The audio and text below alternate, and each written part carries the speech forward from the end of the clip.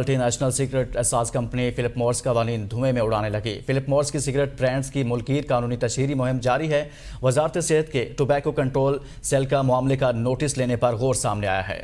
وزارت صحت کے مطابق فلپ مورس کے خلاف کارروائی کے لیے مختلف آپشن زیر غور ہیں۔ تشہیری قوانین پر عمل درآمد کے لیے صوبائی رابطوں قانونی کارروائی پر زیر غور۔ مزید تفصیلات جانتے ہیں ندیم چودھری سے۔ جی ندیم، آگاہ کیجیے گا اس حوالے سے۔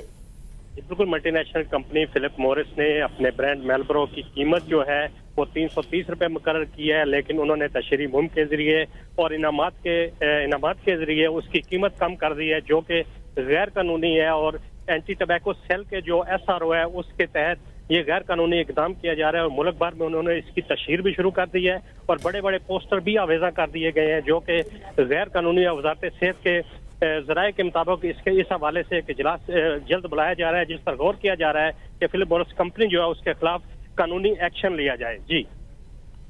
جی ٹھیک، بہت شکریہ ندیم چودھری اس حوالے سے آگاہ